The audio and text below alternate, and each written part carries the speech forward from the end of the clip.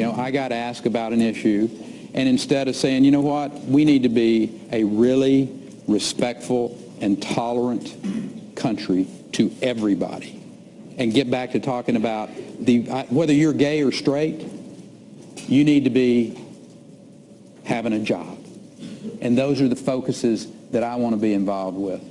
Instead of getting, which I did, and I readily admit, I stepped right in it.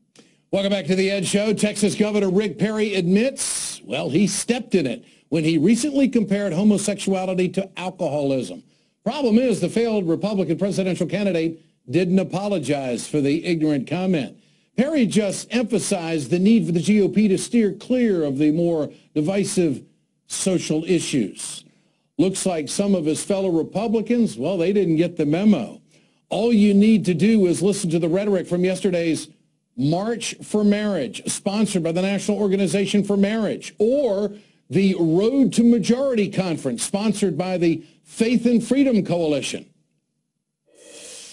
We stand for the truth about marriage, and we know that someday, whether it's 1 year, 10 years, 20 years, or decades from now, people will look back at this time and remember those of us who stood up for the truth. The President and the Congress are not required to defy natural law. They are not required to redefine marriage. There is no doubt in my mind that this country would not exist had it not been for the providential hand of God. And I'm also convinced that if we reject his hand of blessing, we will feel his hand of judgment. He's repealed Don't Ask, Don't Tell for homosexuals and replaced it with Don't Ask, Don't Tell for Christians. It is about time that we stop being politically correct and we become biblically correct.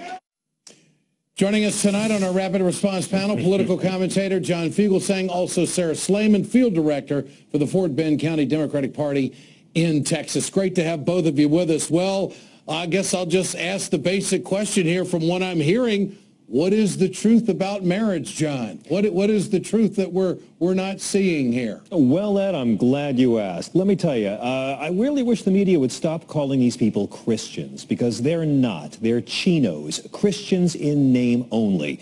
Some chinos are white, some are brown, most are a shade of beige, many are wrinkled, and quite a few are irregular. The fact is, gay people are a lot like Mexican people and Muslim people. If God didn't like them, he'd stop creating so damn many. I've been through all 7 of the Bible verses these guys use to justify their bigotry, and none of them have anything to do with consensual same-sex relations between adults. So if you're a Christian American who discriminates against anybody, you've pretty much failed at being Christian and American.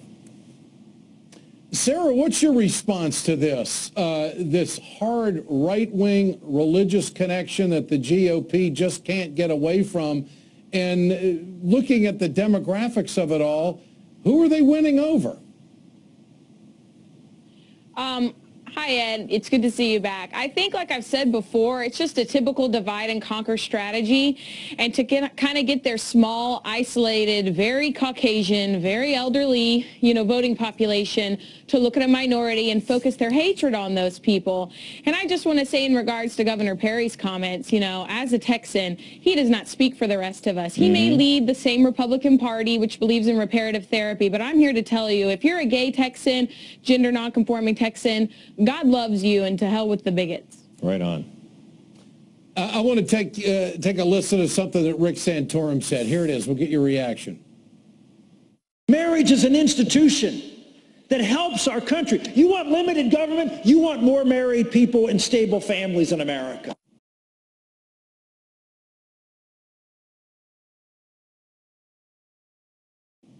What about that, John?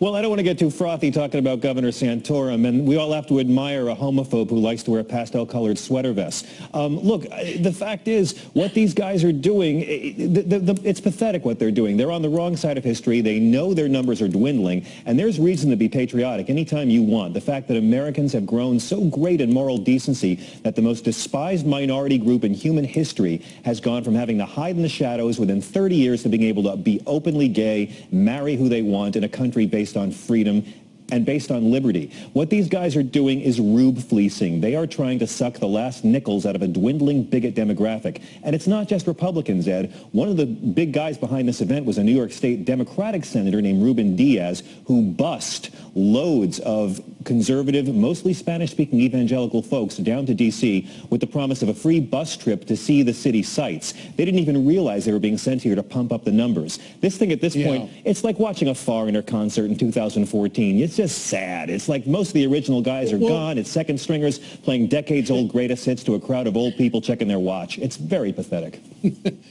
It seems like they're embracing discrimination. It seems like they want to be the party of discrimination, and they certainly don't want to be adhered to the separation of church and state. Sarah, what about that?